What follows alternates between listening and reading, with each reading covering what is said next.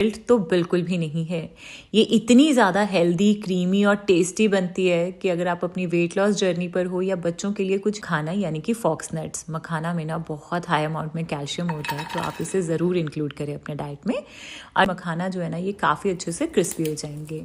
तो आप देख रहे हैं कि मखाना क्रिस्पी हो गए हैं, तो बस अब हम इसे एक बोल में निकाल कर एक साइड पर रख देंगे। मैंने यहाँ पर इंस्टेंट ओट्स लिए हैं और बस इसे हल्का सा हम ड्राई रोस्ट कर लेंगे तब तक जब तक इसमें से ना भुनी भुनी खुशबू आने लगेगी। तो बस हमारे ओट्स भी रोस्ट होकर रेडी हो गए हैं। इसे भी हम डाल देंगे अपने इस मखाना वाले बोल में। इसके बाद अब इसी पैन में ना हम थोड़े से ड्राई फ्रूट्स को भी रोस्ट कर लेंगे, जिसके लिए मैंने 1/4 कप जितने बादाम लिए हैं, 1/4 कप जितने काजू, 1/4 कप मैं इसमें अखरोट ऐड करती हूँ। ये हाई इन ओमेगा 3 होते हैं, बहुत हेल्दी होते हैं हमारी ब्रेन हेल्थ के लिए। और साथ में मैंने इसमें 1 बड़ा चम्मच पम्पकिन सीड्स और 1 बड़ा चम्मच सनफ्लावर सीड्स ऐड किए हैं। आप चाहो तो इसमें पिस्ता भी डाल सकते हो या अपना मनपसंद कोई और ड्राई फ्रूट पसंद है तो वो भी डाल सकते हो। तो बस इन सारी चीज़ों को अब हमें हल्का सा ड्राई रोस्ट कर लेना है जब तक कि काजू के ऊपर थोड़े थोड़े से स्पॉट्स आ जाएंगे। तो हमारे ये ड्राई फ्रूट्स भी रेडी हो गए हैं। इसे भी हम इसी बोल में निकाल कर रख लेंगे।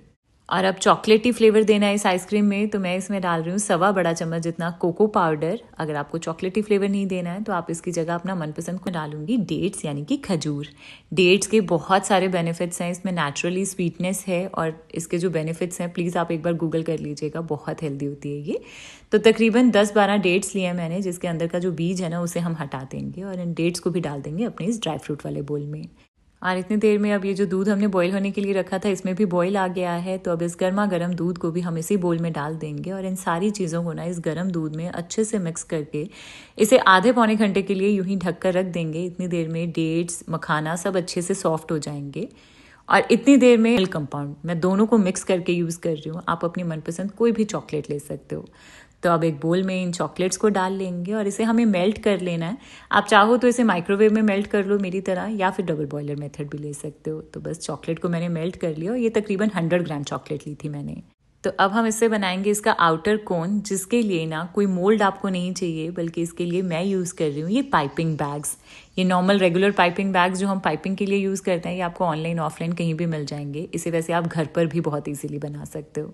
तो करना क्या है कि एक ग्लास में ना सबसे पहले इस तरीके से ये पाइपिंग बैग लगाकर इसको ऊपर से खोल लेंगे और इसमें अब हम डालेंगे अपनी ये चॉकलेट। तो 1 से 2 बड़े चम्मच जितनी इसमें ये चॉकलेट डाल देनी है।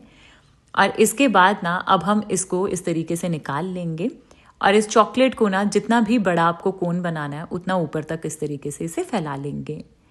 और इसी तरीके से इसे 1 से 2 मिनट तक हम पड़ा रहने देंगे, क्योंकि अभी ये चॉकलेट मेल्टेड स्टेज में है। तो अगर अभी हम अपना पाइपिंग बैग खोल देंगे ना तो सारी की सारी चॉकलेट नीचे चली जाएगी। तो जितनी देर में एक बैग सेट होगा तब तक हम दूसरे बैग को भी फिल कर लेते हैं। और बस इसी तरीके से हमें अपनी चॉकलेट के जितने भी कोन्स आपको बनाने हैं आप उतने बना सकते हैं। वैसे जितना मिक्सचर हम बना रहे हैं ना उसमें आपके पास आराम से 4 से 5 कोन्स बनकर रेडी हो जाएंगे, बट मैं सिर्फ 3 ही बना रही हूँ क्योंकि मुझे नॉर्मल आइसक्रीम ज़्यादा पसंद है कॉर्नेटो की जगह। तो मैं थोड़ी सी ऐसे ही सेट करूँगी। और इसके बाद अब हम क्या करेंगे, 2-3 मिनट हो गए हैं। अब हम धीरे धीरे इस पाइपिंग बैग को खोलेंगे कुछ इस तरीके से, ताकि सेंटर में एक स्पेस बन सके। और वापस से इन्हें ग्लासेस में ही डाल देंगे जैसे हमने पहले डाला था। ऊपर का मुंह खोल देंगे इस तरीके से। और अब हम इन ग्लासेस को रख देंगे फ्रिज में, ताकि ये चॉकलेट जो है ना ये अच्छे से सेट हो जाए। और जितनी देर में हमारी ये चॉकलेट सेट हो रही है हम चलेंगे अपने इस मिक्सचर की तरफ। तो अब ये दूध भी अच्छे से ठंडा हो गया है और सारी चीज़ें अच्छे से सॉफ्ट भी हो गई हैं। तो अब हम इसे डालेंगे एक ब्लेंडर जार में और इसे बस अच्छे से ब्लेंड कर लेंगे। आप चाहो तो बादाम वगैरह के छिलके हटा सकते हो, बट मैं नहीं हटाती हूँ। और बस इसे ब्लेंड करके अभी ये मिक्सचर आपको काफ़ी थिक लगेगा।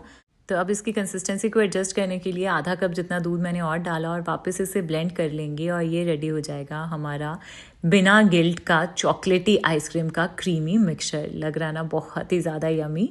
तो बस मिक्सचर रेडी हो गया है। इतनी देर में अब ये जो ग्लासेस चॉकलेट वाले हमने फ्रिज में रखे थे ये भी अब चॉकलेट अच्छे से सेट हो गई है। तो अब क्या करेंगे कि ये जो मिक्सचर है ना इसे हम अपने इन कोन्स में फिल कर लेंगे। बहुत ही ज़्यादा आसान है, बस आपको कोन्स बनाना है और इसमें ये आइसक्रीम मिक्सचर फिल कर दीजिए। और ऊपर से ना अब इन पाइपिंग बैग्स को हम इस तरीके से रबर लगा देंगे ताकि इसमें कोई भी आइस क्रिस्टल्स ना बने।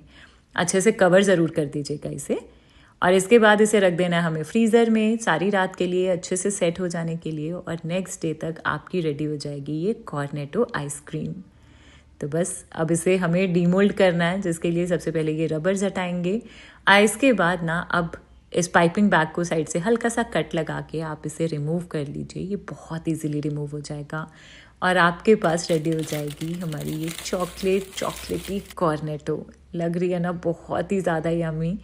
बाहर का ये आउटर कोन चॉकलेट का है और अंदर गिल्ट फ्री चॉकलेट आइसक्रीम। मज़ा आ जाएगा आपको खाकर। तो अब अगर आप अपनी वेट लॉस जर्नी पर हो और चॉकलेट आइसक्रीम मिस कर रहे हो, या फिर बच्चों के लिए अगर आप चाहते हो कि आइसक्रीम के नाम पर उन्हें कुछ हेल्दी दिया जाए, तो आप ये चॉकलेट को एंजॉय करेंगे और आपको खिलाकर उन्हें गिल्ट भी नहीं होगा। तो इन गर्मियों में इस हेल्दी चॉकलेट आइसक्रीम को ट्राई करना। और अगर आपको